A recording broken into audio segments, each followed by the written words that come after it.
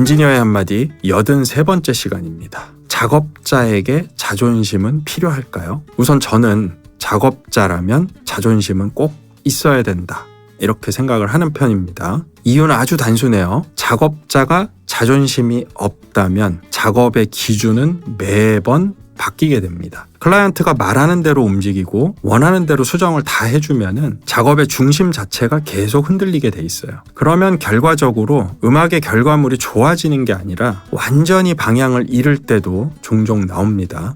하지만 반대로 자존심이 너무 강해도 문제가 돼요. 내가 생각하는 판단이 정답이다라고만 생각을 하고 클라이언트, 상대가 이야기하는 내용을 귀담아 듣지 않으면 소통이 단절이 돼버립니다. 그리고 그 부분은 어떤 기준이라고 하기보다는 그냥 고집에 가깝다라고 이야기할 수도 있어요. 분명히 고집하고 기준은 다른 겁니다. 고집을 부린다, 내 생각을 끝까지 관철하겠다. 기준을 지킨다, 결과물을 더 좋게 만드는데 최선을 다하겠다. 그래서 클라이언트의 의견을 받아들이는 것도 기준이 분명 있어야 되고요. 그 의견에 너무 휘둘려도 문제가 된다라는 이야기입니다. 물론 작품을 위해서 좋은 의견은 당연히 수용해야죠. 내가 놓친 감정선, 제작자가 원하는 방향, 곡이 가야 할 이미지가 클라이언트 의견에 분명 들어있을 수 있거든요. 하지만 그 모든 의견을 다 수용하려고 또 하다 보면 결과적으로는 DAW 앞에서 버튼 누르는 사람밖에 안 됩니다. 핵심은